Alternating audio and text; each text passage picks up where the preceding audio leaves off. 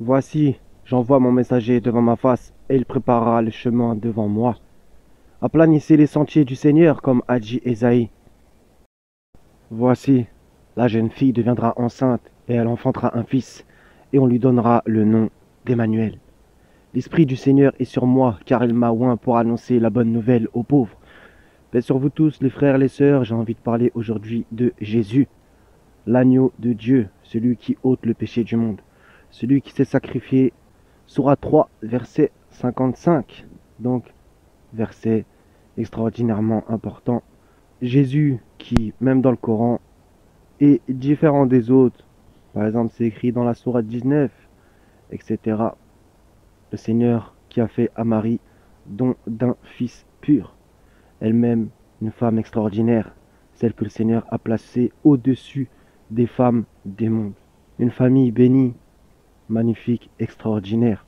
Voilà, Jésus, celui qui s'est livré en sacrifice, l'agneau immolé, afin que tous croient en lui et aient la vie éternelle. De la part du Seigneur, celui qui l'a envoyé. Celui qui croit en celui qui l'a envoyé et qui croit en Jésus aura la vie éternelle. Je sais, les musulmans, des fois, ils ont du mal à entendre ce genre de paroles, mais même dans le Coran, il y a des choses extraordinaires à propos de Jésus. Bien sûr, j'ai pas envie de faire une distinction, etc. Qu'on se comprenne. Maintenant, voilà. Al-Messih, l'Esprit Saint, etc. Donc tout ça, c'est vraiment important et primordial. J'invite tout le monde à lire l'Évangile, la bonne nouvelle. Comme Jésus qui a dit, je ne suis pas venu appeler des justes, mais des pécheurs. Ce sont les malades qui ont besoin de médecins. Voilà, Jésus qui a été envoyé aux brebis perdues de la maison d'Israël. Le Seigneur qui l'a envoyé afin que tous croient en lui, pour avoir justement cette vie éternelle.